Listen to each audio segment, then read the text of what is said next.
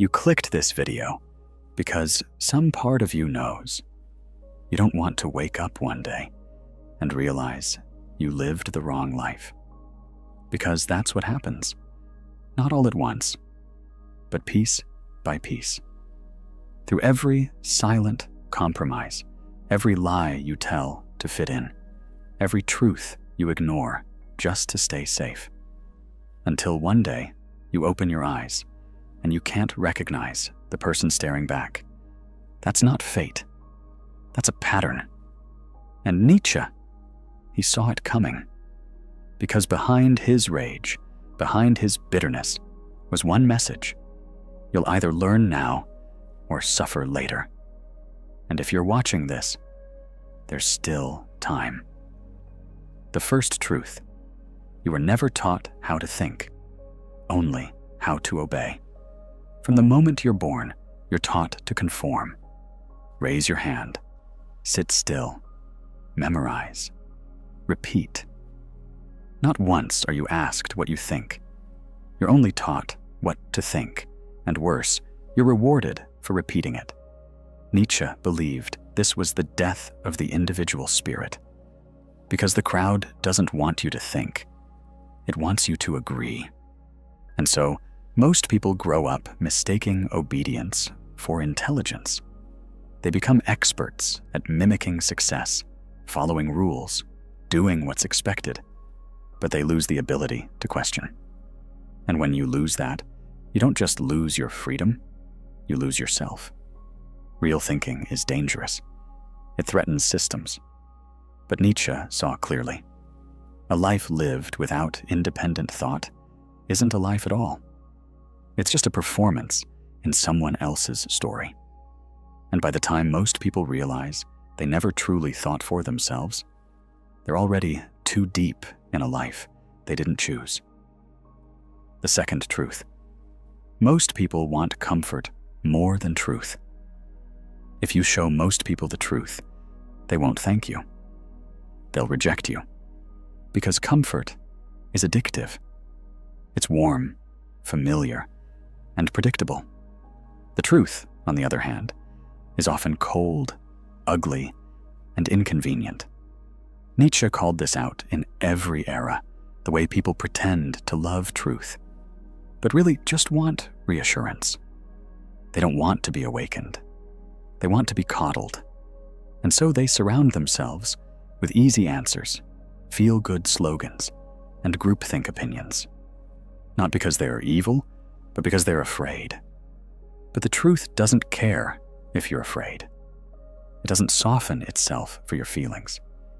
It shows you reality as it is, not as you wish it to be. And most people, Nietzsche believed, can't handle that. So they choose ignorance, distraction, and fantasy, until one day, truth crashes through their comfortable world anyway. By then, it's usually too late. The third truth: what hurts you is often what reveals you. People avoid pain like it's poison. But Nietzsche saw pain as a kind of mirror, the only one that reflects who you truly are. He said, "To live is to suffer. To survive is to find meaning in the suffering. What you fear reveals what you're attached to. What breaks you reveals what you've neglected. What you fight reveals who you think you are." Yet most people try to silence pain rather than listen to it. They medicate it, avoid it, distract from it. But pain doesn't leave. It waits. It grows. And eventually, it forces a confrontation. Nietzsche didn't believe in running from pain. He believed in walking straight into it, because only by facing it can you become something stronger than what hurt you. By the time most people understand that pain wasn't the enemy, they've already lost years avoiding it. The fourth truth: the crowd is rarely right, but always loud. There's something seductive about the crowd. It gives you identity, purpose, certainty. You feel safe because everyone else believes the same thing. But Nietzsche warned that the crowd is not wise. It's just loud. It doesn't think. It reacts. It doesn't question. It repeats. And the more people it gathers, the more dangerous it becomes. He wrote, "Insanity in individuals is something rare, but in groups, parties, nations, and epochs, it is the rule." Most people realize too late that they built their lives on the approval of people who were just as lost as they were. They didn't chase truth. They chased validation. They didn't stand for something. They blended in. And the tragedy is this. By the time they realize the crowd was wrong, they've already sacrificed their individuality to belong. If you want to live a life that's truly yours, you will have to disappoint the crowd. And most people, Nietzsche said, aren't brave enough to do that until their time has run out. The fifth truth: kindness without strength makes you a target. You were probably told to be nice, to be polite, agreeable, generous. But Nietzsche didn't glorify blind kindness. He saw that without strength, kindness becomes weakness. Because predators don't respect kindness, they exploit it. Takers don't stop because you're generous. They take more. The world doesn't reward softness, it rewards strategy. Nietzsche wrote, "The weak are always forced to lie." Why? Because without strength, you can't afford honesty. You suppress your needs, hide your boundaries, shrink your voice, all in the name of peace. But peace without power isn't peace. It's submission. The person who's kind and strong, that person changes lives. But the person who's only kind, they get used, discarded, and forgotten. And most people only learn this after years of betrayal by friends, family, and even themselves. You've now heard 5 of Nietzsche's warnings. 5 truths people only realize when they've already paid the price. But this is only the beginning, because the next 4 truths are darker. They explain why your discipline disappears, why your shadow keeps sabotaging you, and why people say they support you until you finally start to succeed.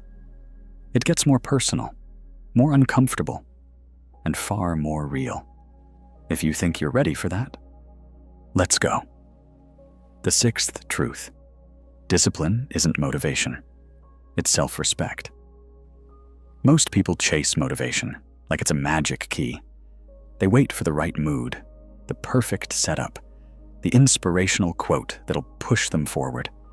But Nietzsche would laugh at that, because he understood something deeper. The person who waits for motivation is already surrendering their power. Discipline, Nietzsche knew, wasn't about hustle culture or punishment. It was about integrity. He believed a person's ability to act despite their feelings, especially when it's hard, is the purest form of self-respect. Think about it. You brush your teeth not because you're inspired, but because it's who you are. You protect your boundaries, not because it's easy, but because they matter to you. Discipline isn't fueled by mood, it's rooted in meaning. When you tie your actions to how you feel in the moment, you build a life on sand. But when you act from your values, even on the hard days, you become someone solid, someone dependable, someone unstoppable. Most people learn this only after years of broken goals, missed opportunities, and self-betrayals. They think they have a motivation problem, but what they really have is a respect problem. The 7th truth: people support you until you threaten their identity. Everyone loves the idea of you improving, as long as you don't surpass them, as long as your growth doesn't challenge their comfort zone, their status, or their unspoken narratives. Nietzsche was brutally honest about this. He believed that most people don't consciously want you to fail, but they also don't truly want you to evolve past the role they've assigned you. Why? Because your growth forces them to confront their own stagnation. Your success reveals their excuses. Your transformation breaks the equilibrium. That's why when you start setting boundaries, chasing ambition, or speaking your truth, some people won't celebrate. They'll distance. They'll mock. They'll suddenly not vibe with you anymore. This doesn't mean you're doing something wrong.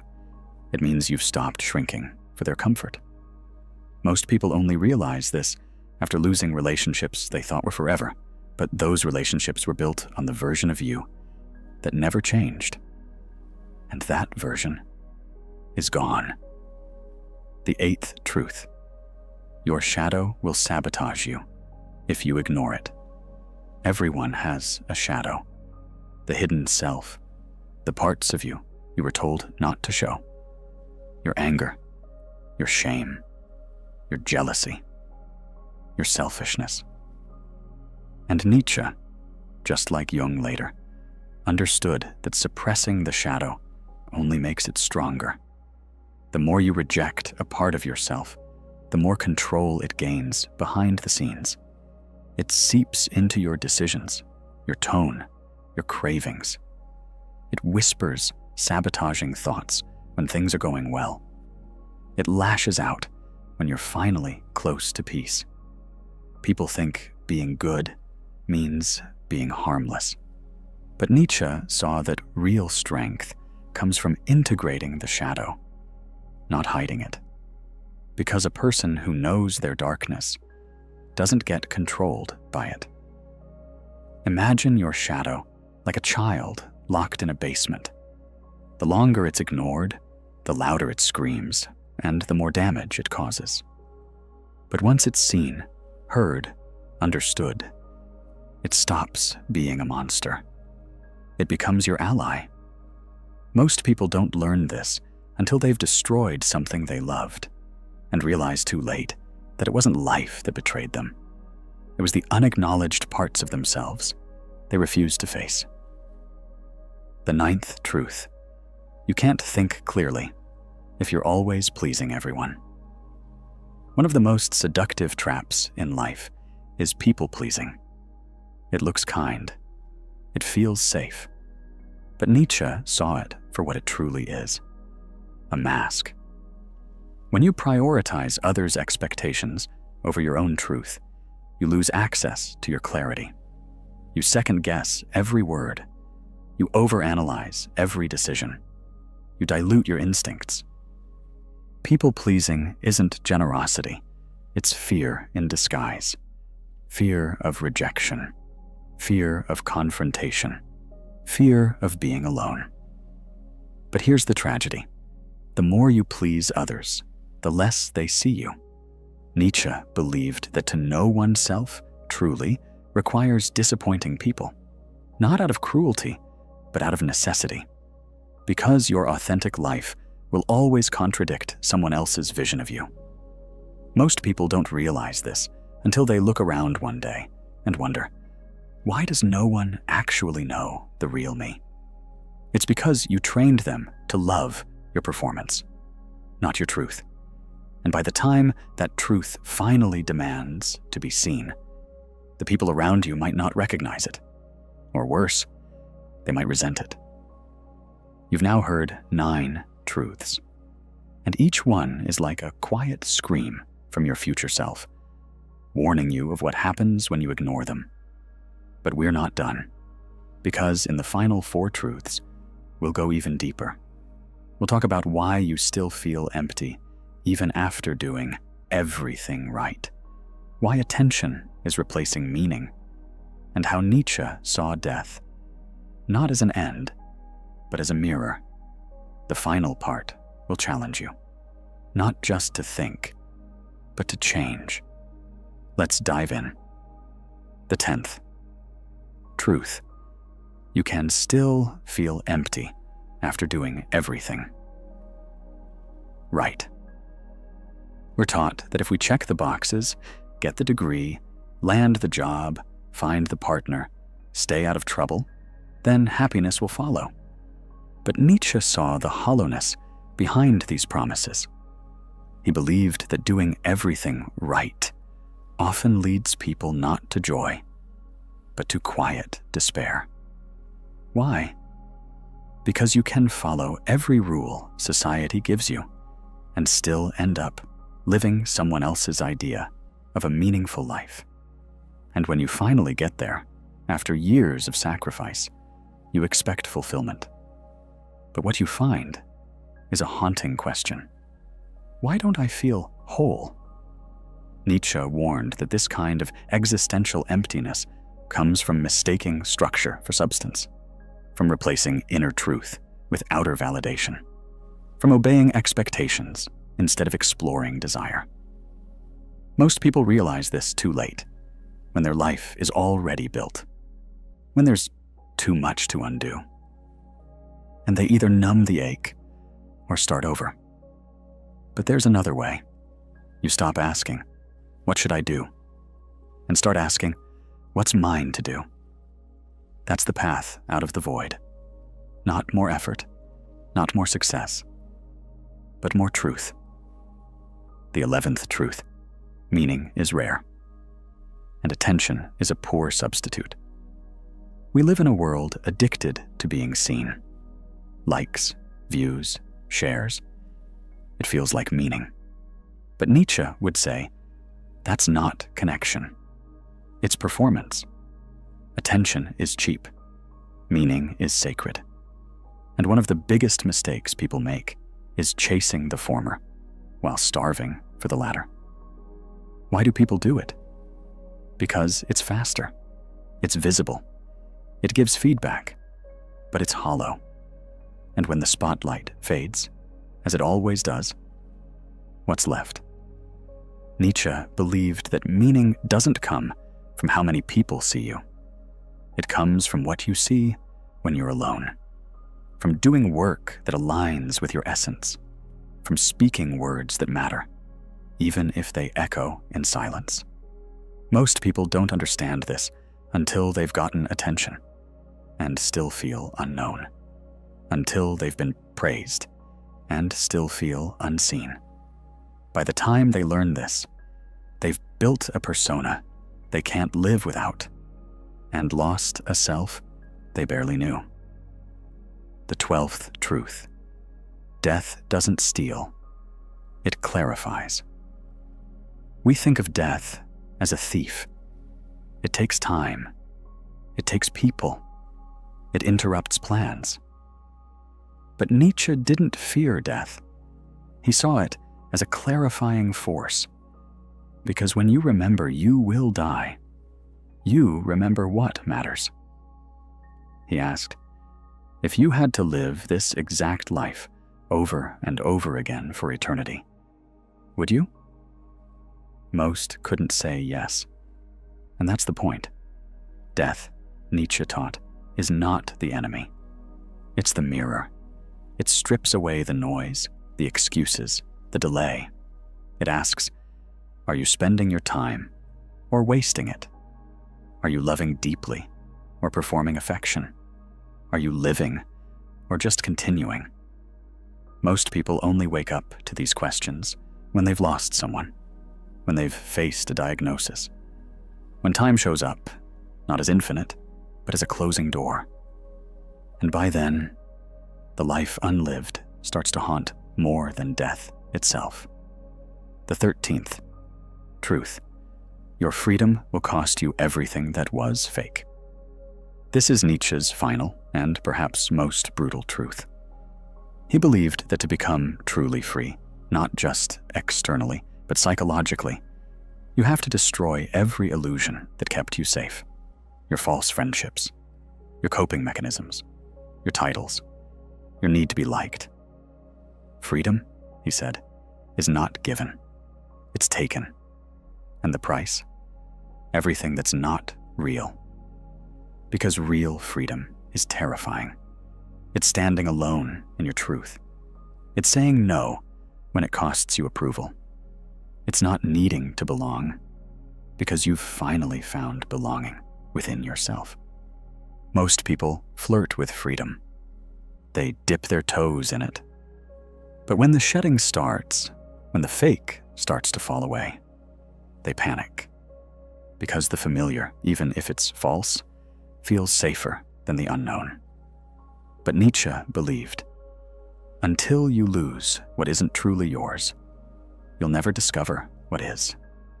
And most people, they learn that only after years of quiet resentment, after years of wondering, why do I feel like a stranger in my own life?